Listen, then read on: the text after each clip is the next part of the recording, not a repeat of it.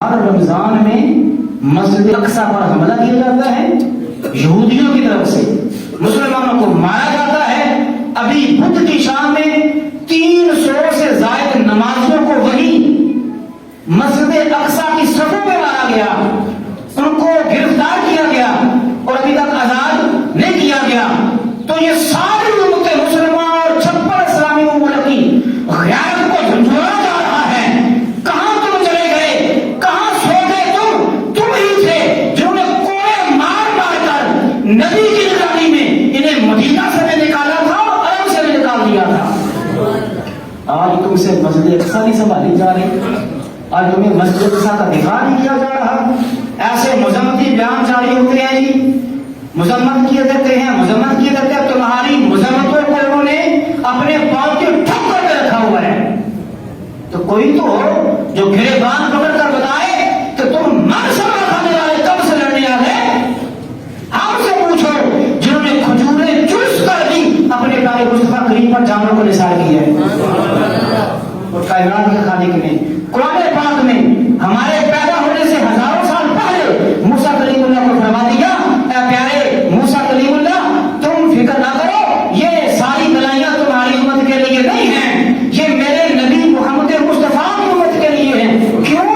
فَالَّذِينَ آمَنُوا بِهِ، جب میرا نبی مکے کی پہاڑی پہ کھڑے ہو کے فرمائے گا میں اللہ کا نبی ہوں، کون ہے جو میرا ساتھ دیتا ہے، تو لوگ ایمان بھی لائیں گے، وَعَزَّرُوهُ، میرے مصطفیٰ کریم کی تعظیم بھی کریں گے، وَنَصَرُوهُ، حضور کی خدمت بھی کریں گے، اور جب تک جان میں جان ہوگی ان کے بچے، ان کے بڑے، ان کی نسلیں پیارے مصطفیٰ کریم پر قربان ہونے کے لیے تیار ہیں۔ تو کائنات کے خالق نے کلام مجید فرقان حمید میں اس بات کو بڑی وضاحت سے بیان فرمایا ہے۔ ہم تو یہ گزارش کرتے ہیں کہ ہر مسلمان اور اسلامی ممالک کے جتنے سربراہاں ہیں اور جتنی افواج کے چیف سٹاف ہیں اور کمانڈر ہیں، انہیں چاہیے کہ قرآن پاک کی یہ آیات پڑھیں تاکہ پتہ لگے کہ مسلمان کتنے بہادر ہیں۔ اب حالت یہ ہے کہ مذمتی بیان جاری ہو جاتے ہیں اور وہ آ کے ہاتھ باندھ کر مسلمانوں کو مارتے ہیں۔